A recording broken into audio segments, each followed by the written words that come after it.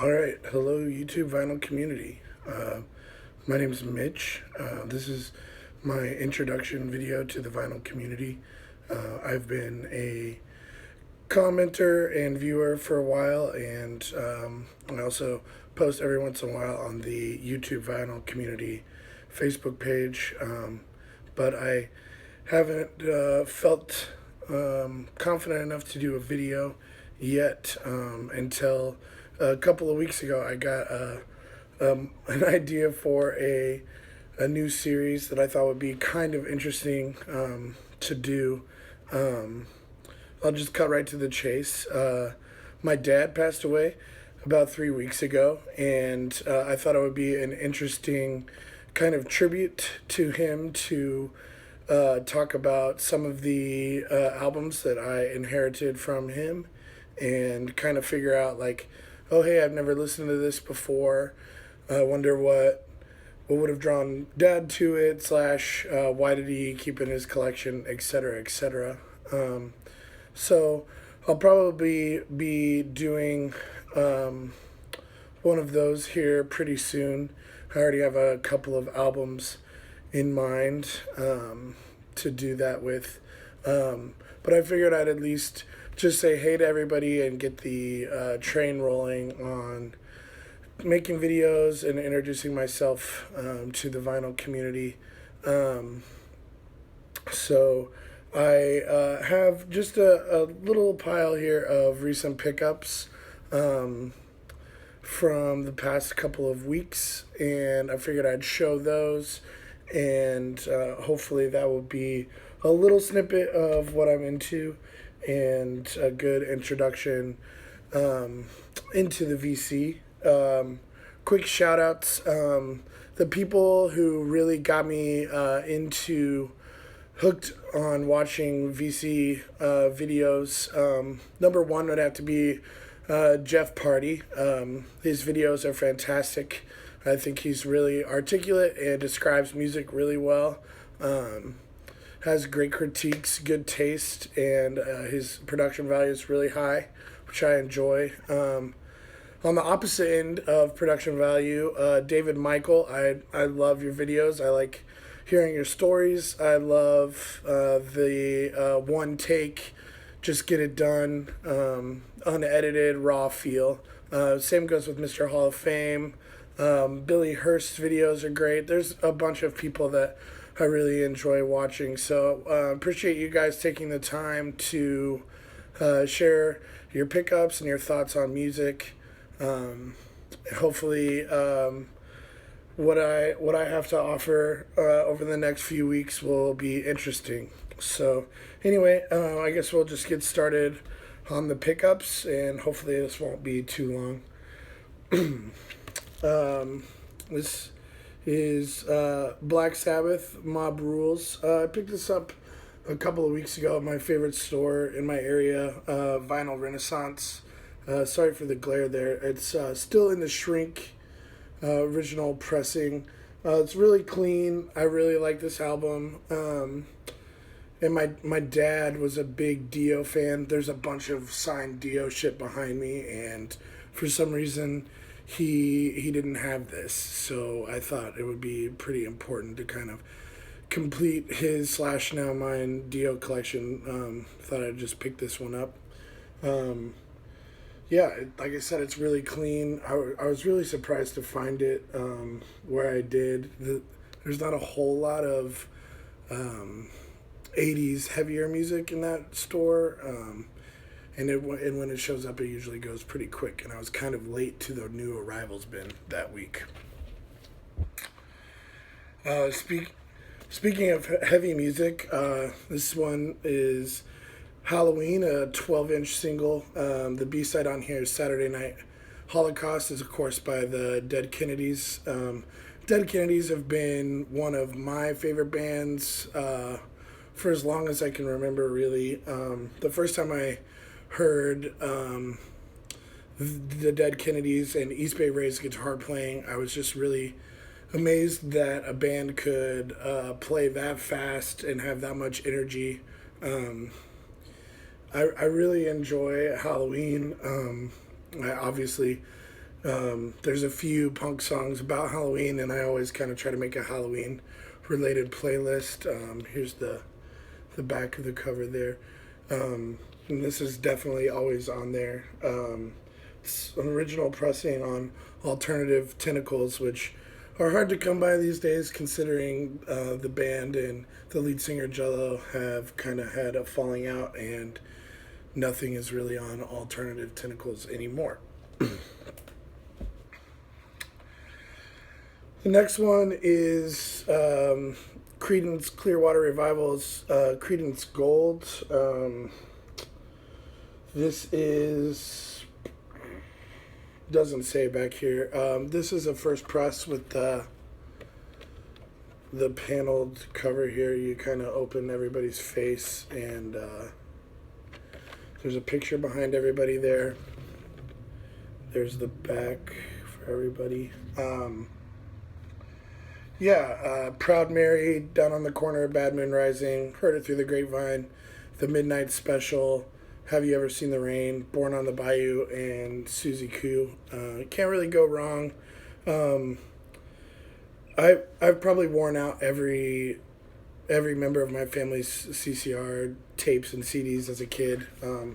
Just really catchy, wonderful rock and roll songs. I mean, everybody knows it. I was just really infatuated with this kind of fold-out panel cover thing happening, and it was a good price, so I scooped it. The next three are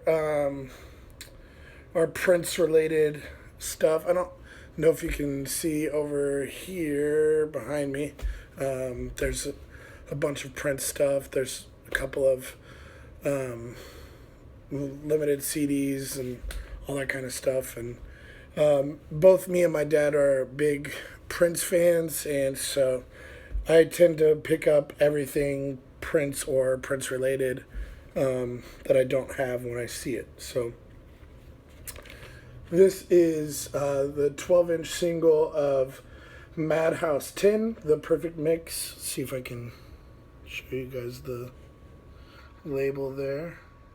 Oops, it's upside down. The only bummer on this one was that it didn't come in the original sleeve. This is obviously a DJ's copy, and they're trying to make it easy to find and all that stuff.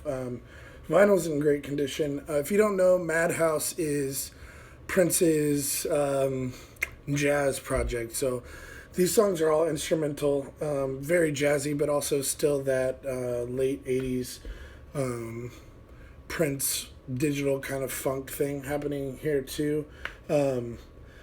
It's a really great DJ single. It's pretty obvious why somebody would have bought it. There's a lot of really cool breaks, and would have been really easy to kind of make a really, really danceable piece of music out of this on a couple of turntables. So I haven't seen any other Madhouse in the wild in a really long time, if ever, and I don't own any other than this. But if you have the means, I'd highly recommend checking them out. I know they're hard to find on YouTube and such, but if you like Prince and you like jazz, I would highly suggest Madhouse. The second one I found today, it's a promo only copy of Little Red Corvette 12-inch single. And the reason I scooped this up, one, is because I am kind of a promo whore. I love picking up promo copies of albums, as you'll see. And Little Red Corvette, the dance remix, dance mix, is quite possibly my favorite Prince song of all time. I don't know if you guys are familiar with Prince's 12-inch singles mixes, but he's kind of considered to be one of the people who invented the concept of a remix. Questlove has said that Little Red Corvette was Prince's attempt at getting on the rock charts, and making a song that was kind of Caucasian friendly, and Little Red Corvette Dance Mix was his way of giving the song Little Red Corvette back to the black dance clubs, which I find really interesting. Around the 6 minute mark, there's this unbelievably fantastic synth bass line that starts, and then an actual electric bass comes in and mimics it, and it is really hard to sit down and listen to it. It makes you want to get up and move. Um, I love Prince. Like I said, this is one of my favorite songs of his. At least the dance mixes. I could probably go without hearing Little Red Corvette too much. I mean, it plays like every time you're in the grocery store. But yeah, found this. It's kind of hard to come by. Prince's stuff is getting really expensive. I'm kind of tired of that. But for specific stuff, and if I don't have it, I'll scoop it up. So this was really fun to find today.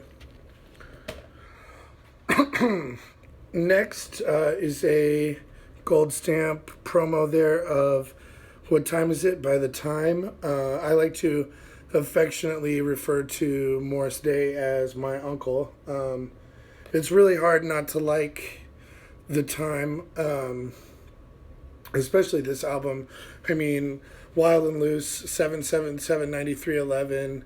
The Walk is on here, and one of my all-time favorite slow R&B kind of funk songs is Gigolos Get Lonely Too, which is the second to last song on here.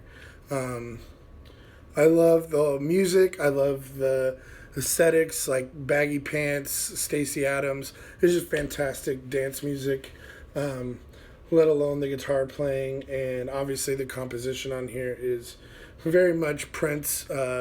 So I had to get it. I love that it's a gold stamp promo. It's super clean copy, so super pumped to have this one. It sounds awesome, and looking forward to adding more to my Time collection.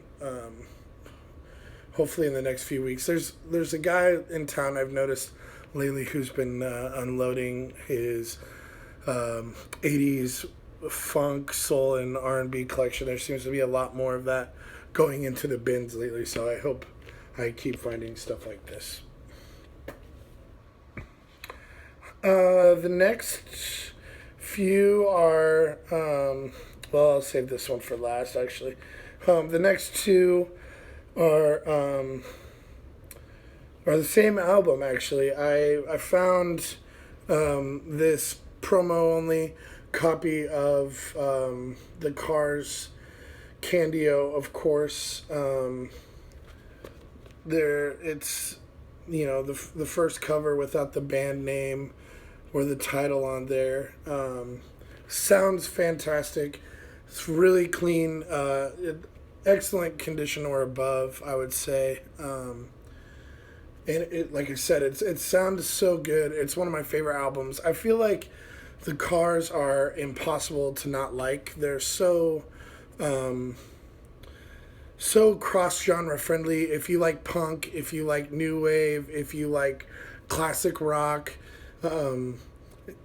synthesizer-driven music, it doesn't matter. You're gonna like the Cars. And obviously this has some really good, fantastic songs on it. I'm sure I'm not saying anything about this album that you guys don't know already, but I was really excited to find a promo copy this clean last week, and then I went back to that record store this earlier this afternoon, and there was a MoFi copy of it for a good price, so I went ahead and picked it up. I listened to it in the store. It sounds really, really good. I'll probably kind of A/B comparison it to the promo first press there later and figure out if I'm going to get rid of one or another. But I love the Cars, and this is a fantastic album, so I have a sneaking suspicion that I'll just be holding on to both of them. Last but not least is kind of, I guess, a guilty pleasure. I don't really believe in guilty pleasures. I think you should just like whatever you like and be cool with it. But I found this a couple weeks ago. It's Gino Vanelli's Powerful People, the MoFi edition. Honestly, between this and that Cars MoFi that I just showed you guys, those are the only two mobile fidelity pressings that I own. This album, this pressing sounds so fucking good. I really can't believe it. Put it on the table. Gino's stuff is kind of known for being overproduced. It's almost to me on the level of like cheesy how perfect everything sounds. But for some reason, when you put that on this early MoFi pressing, it sounds fantastic. The bass is wonderful. All the keys sound great. I really dig the organ bass kind of stuff that happens on here. Gino's not a bad singer. It's just Canadian blue-eyed soul. It's kind of hard to go wrong with it. I would say my favorite couple of tracks on here are People Gotta Move, Son of a New York Gun, and Poor Happy Jimmy, which is a tribute to Jim Croce. But really happy to pick this up. Nobody listens to Gino, my age at least, and it was super cheap for a MoFi, so I went ahead and scooped it up. As far as recent pickups, guys, that's all I have. Looking forward to Record Store Day this weekend. Got quite a few things on the list, which is rare. Usually I only want one or two of the record store releases. Probably most looking forward to the Stevie Ray Vaughan Live at Carnegie Hall pressing that's coming out, and I'll probably scoop that up, and at least the Ramones singles box. I'm pretty pumped to see how that turns out. But anyway, guys, that's my introduction to the vinyl community and my recent pickups from the last couple weeks. I will probably be making a video a week or so is probably what I feel like I have time for right now. But I would really appreciate all of your guys' feedback and comments to help me improve my videos and see what you guys think about the albums I picked up. So thank you so much.